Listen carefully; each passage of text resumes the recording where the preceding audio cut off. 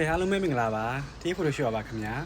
ကျွန်တော်အခုရန်ကုန်တင်တန်းရောက်နေတာပေါ့နော်ကိုဘိုကင်ရိုက်လေးတွေက20ကျော်မှပြင်ရပါမယ်အဲ့ဒါလေးလည်းကျွန်တော်ပြောရင်းနဲ့ဒီမေးခွန်းလေးကိုဖြည့်ပေးချင်လို့ပါခင်ဗျာ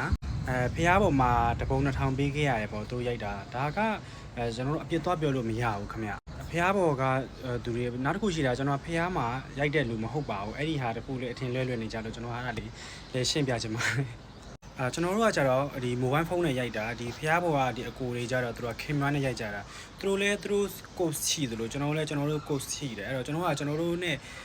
အဲ့လိုမျိုးကျွန်တော်တို့ခြေလေးတစ်ခုသတ်မှတ်ထားတယ်အဲ့လိုမျိုးသဘောမျိုးပါပဲခင်ဗျာဒီပုံထွက်လာတဲ့ result ပေါ်မှာကျတော့ကိုသဘောကျတယ်မကြဘူးอ่ะကျတော့ဒီကိုနဲ့ပဲသက်ဆိုင်တာဆိုတော့လေကိုကဘယ်လိုမကြိုက်ဘူးဘယ်လိုကြိုက်တယ်ဆိုတာကိုပြောပြပါသူတို့ကမမေးခဲ့ရင်လေကိုလိုချင်တဲ့ပုံစံမျိုးလေးကိုကြိုက်တဲ့ပုံစံမျိုးလေးတွေကိုပြောပြပါ